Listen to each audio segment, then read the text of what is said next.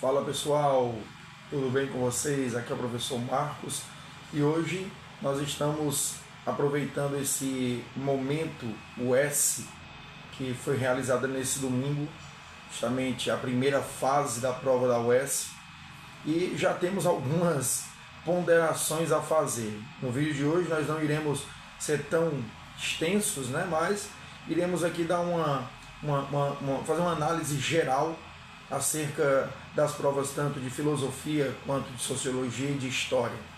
E iremos pontuar aqui algumas questões que foram fundamentais nessa prova de hoje, como questões que se diferenciaram, né? Aquelas questões que foram destaques a partir do meu ponto de vista, né? Então, para iniciar, vamos começar aqui pela filosofia, né? Na filosofia eu tenho um comentário geral a fazer, justamente porque a prova de filosofia, eu penso que ela foi um pouco fora dos padrões que a UES vinha adotando nos últimos anos.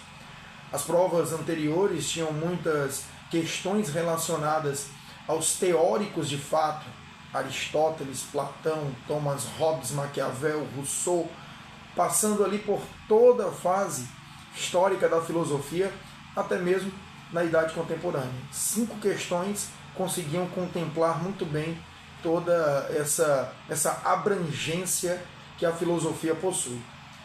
Todavia, quando nós analisamos essa prova do ano de 2026, 2026.1, né, nós temos aqui algumas ponderações a serem feitas. Eu estou aqui ao mesmo tempo com o notebook aberto, fazendo aqui uma apreciação visual.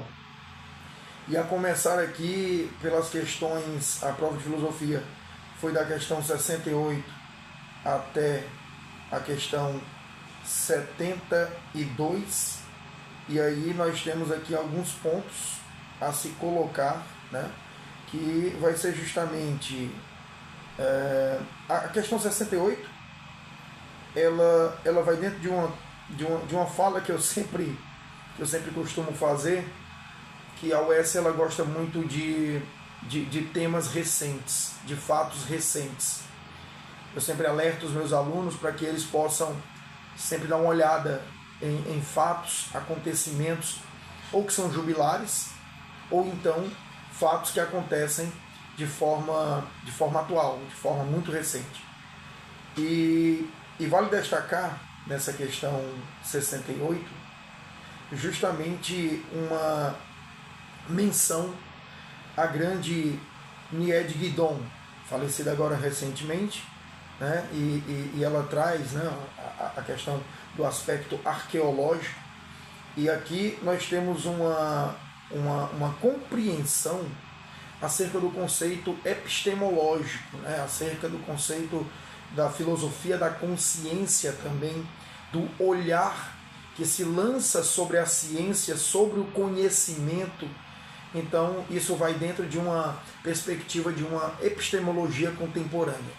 Não na visão popperiana, mas numa visão pós-popperiana, que é justamente essa condição dessa ciência múltipla, desse olhar múltiplo que acaba sendo construído com base nas condições epistemológicas das condições de conhecimento humano.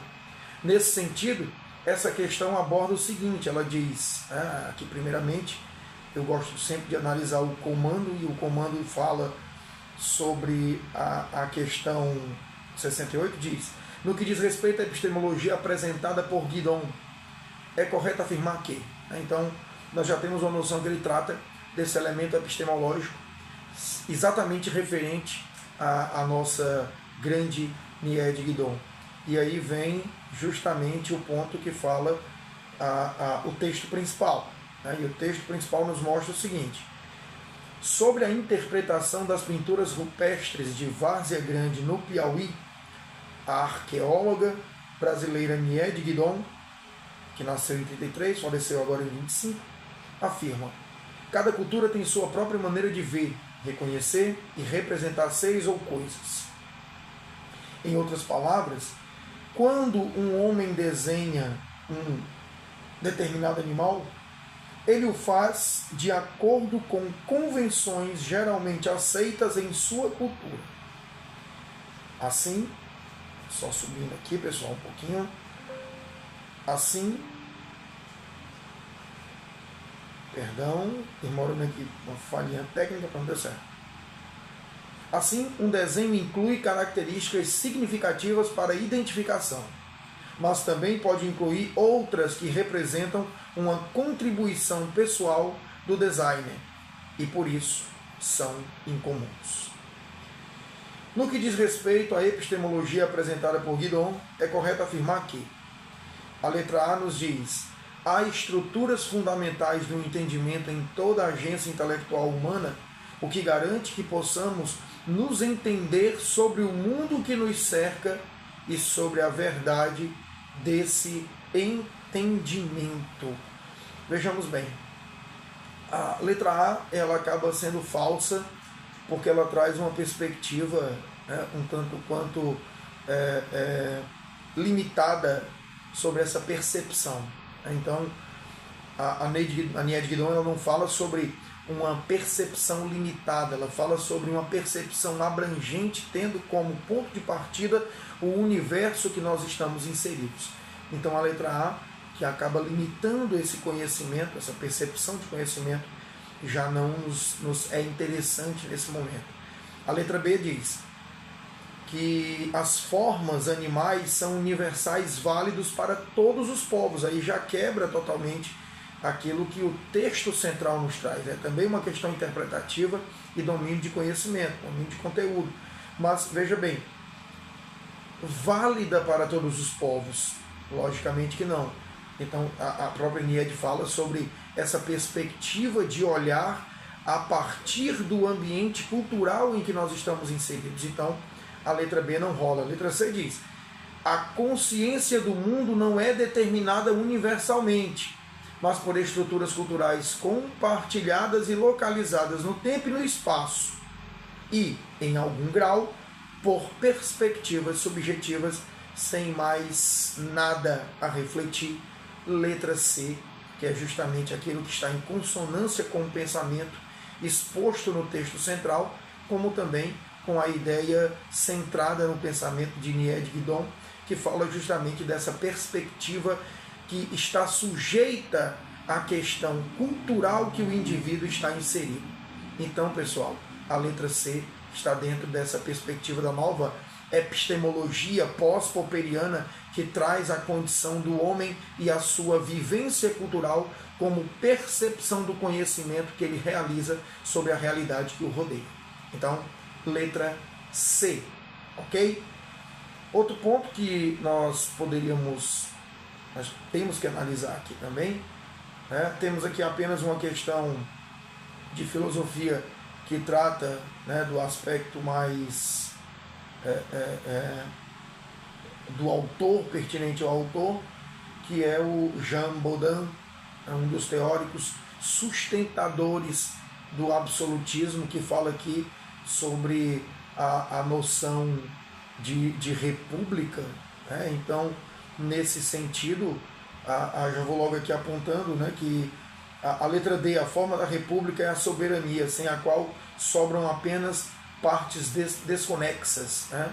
O texto fala: mas assim como o navio nada mais é do que madeira, se lhe retira a forma de vaso, a quilha que sustenta os bordos, a proa, a polpa e o convés, assim também a república, sem a soberania que une todos os membros e partes desta e todos os lares e colégios de um corpo, não é mais república. Jean Bodin, que está dentro do mesmo conceito hobbesiano, que trata isso lá no Leviatã e também na obra do Cidadão, na parte referente ao governo, em que é necessário notarmos que para estes autores, por mais absolutistas que eles fossem, eles trazem consigo, principalmente o Hobbes, a perspectiva do justnaturalismo, da condição humana voltada para a guerra, para o conflito, onde o Hobbes defende que todo e qualquer sistema de governo é necessário.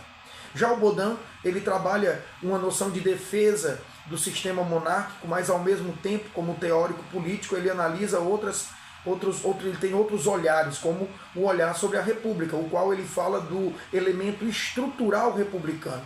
sem o qual a soberania das instituições, a soberania existente entre todos os indivíduos que concatenados fundamentam a república, se nós retirarmos esta soberania, se nós retirarmos estes indivíduos, a república sucumbe.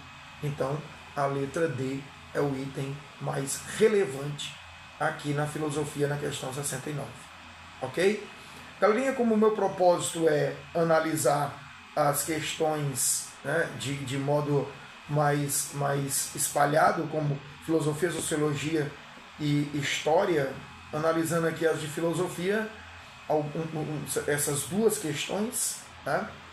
Também nós vamos aqui analisar alguma questão de história, e aí, aliás, de sociologia, que está mais próximo, me permitam aqui partir do pressuposto da proximidade, vou analisar justamente a sociologia, né? A sociologia que trouxe consigo um pouco da questão referente à ideia de um conteúdo mais misto, tanto um conteúdo que fosse temático, um conteúdo que fosse teórico, foi menos teórico do que o esperado e mais temático.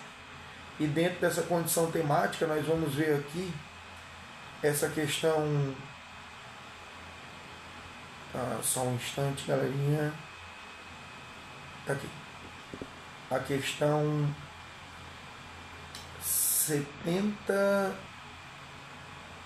76, que fala justamente, tem um tema muito correlato com a filosofia, e é importante analisarmos esse elemento que acaba sendo interdisciplinar, onde fala que, vejamos, considerando o exposto, assinale a afirmação a OS nunca capricha nos comandos. Só para contextualizar, eu sempre gosto de olhar os comandos, porque os comandos muitas vezes nos dão uma visão mais específica da questão e ajuda a ganhar tempo, né? A OS nunca ajuda com isso.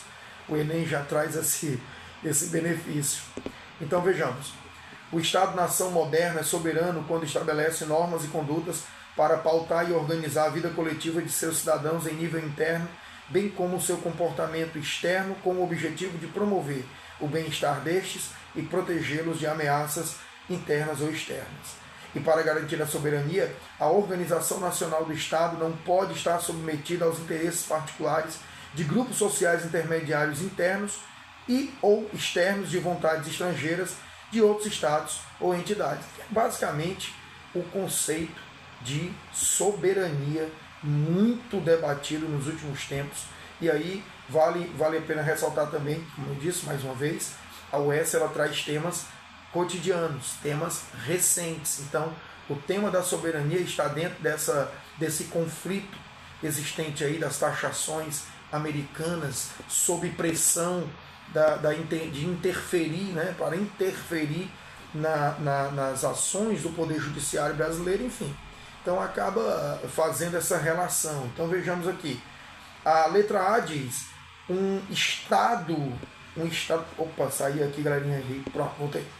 Um Estado-nação é soberano quando impõe seus interesses contra os interesses de outros Estados nacionais e sai vitorioso nessa disputa, né? Então, a questão é, um Estado-nação é soberano quando impõe seus interesses. Não é. É quando existe uma relação de equidade.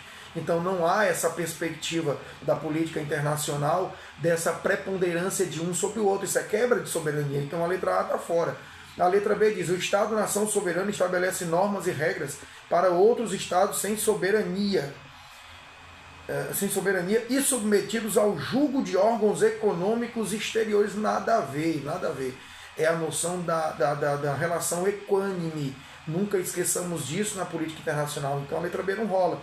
A letra C nos diz, a soberania nacional é uma prerrogativa dos Estados modernos e não significa uma declaração de guerra a outros Estados, mas de autonomia. Perfeito, brilhantemente perfeito, totalmente contemplativa em suas palavras. Então, a letra C está coerente demais. É justamente a noção de que a soberania ela está dentro do processo de autonomia dos estados e não de preponderância de um sobre o outro ou de estabelecimento de normas de um sobre o outro. Então aí, quando ocorre esse tipo de ação, morre o conceito de soberania. Então, item correto, letra C, né, o mais prudente que nós podemos analisar.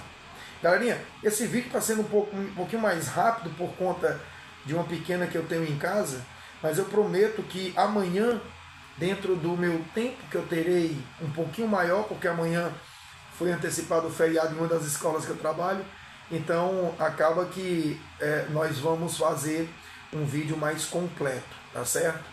E aí eu vou fazer um vídeo mais completo, tanto de filosofia para o Colégio Santa Cecília, onde eu trabalho com filosofia, e um vídeo completo também para o Colégio Jim Wilson, onde eu trabalho com História do Brasil e também Sociologia nos terceiros anos. E aí, esperem, que amanhã vai ter algo mais completo. Para agradar a gregos e troianos, né, já que puxando para a história, só um minuto, deixe-me procurar. Estou aqui subindo, galerinha, aqui o meu notebook, a página, e quase chegando na prova de história. Estou passando aqui por geografia. Agora sim, cheguei na história, e aí eu vou me ater a uma questão que vai dizer o seguinte, questão, só um minutinho, tá aqui. Temos aqui a questão 23, eu não vou comentar, que é a história geral, trabalho do Brasil. Só um minutinho.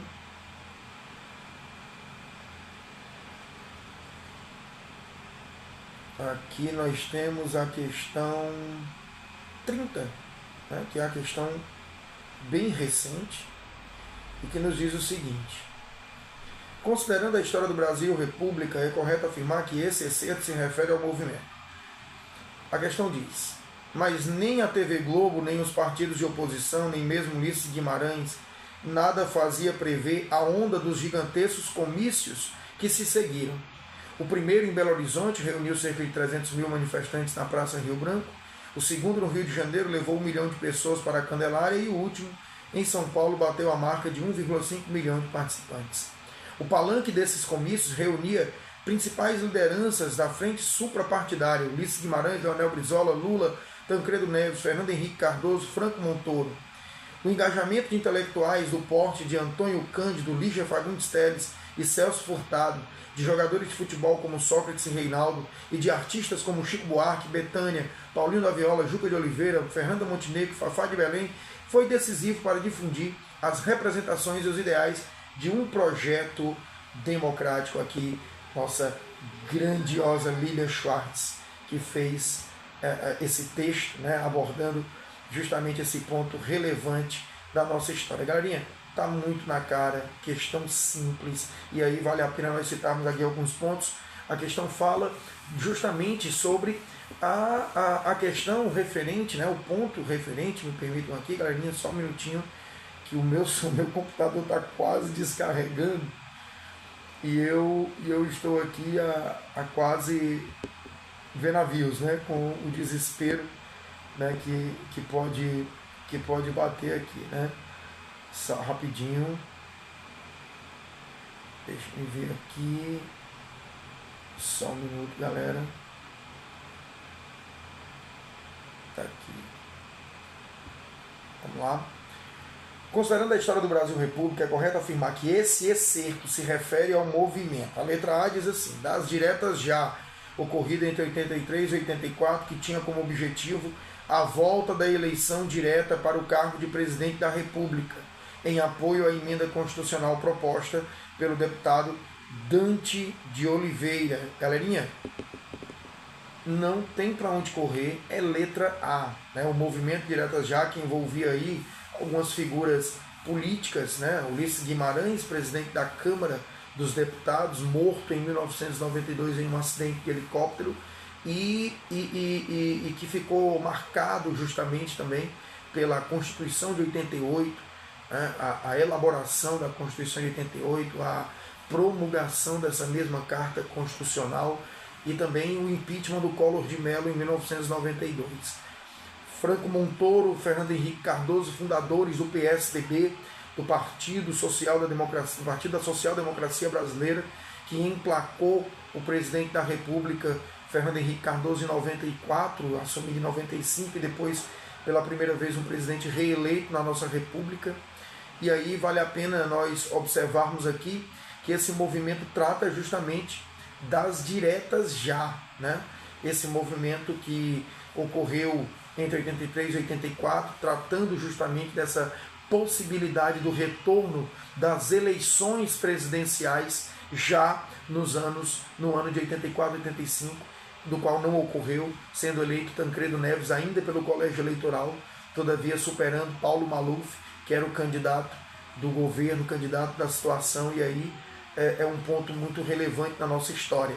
Um movimento que reunia figuras centrais da política, os que foram exilados, que lutaram pela democracia durante o período da ditadura militar, e artistas que também se envolveram nesse movimento que foi histórico para a nossa democracia, que não era tão tratado pelas redes de TV da época, principalmente a TV Globo, não abordava tanto esse movimento, né, como forma de não entrar em confronto com o que ainda existia de regime militar. E aí a letra B diz: vem para a rua. Não, o movimento Vem para a Rua foi criado recentemente, né, foi nos protestos contra a Dilma Rousseff, que culminou com o impeachment. A marcha da Família com Deus pela Liberdade, que apoiava a intervenção militar, não, esse foi um movimento que depois o governo João Goulart, né, então não rola dentro desse contexto. Caras Pintadas foi um pouco depois, Collor de Mello, então letra A, ok? No mais, fica aí o vídeo publicado, acabei sendo extenso, espero que vocês vejam o vídeo, essa criatura chata que vos fala, né, falando durante muito tempo, mas amanhã prometo um vídeo maior, um vídeo mais extenso, para nós podermos analisar essas questões, tá bom? Galerinha, no mais, pessoal do Santa Cecília que fez a prova, beijão. Pessoal do Jim Wilson que fez a prova, beijão. Terceiro ano do Jim Wilson, espero que essa prova tenha sido extremamente assertiva e fica valendo a promessa, viu? Se errar, leva sapatada na cabeça. Valeu, galera. Beijão.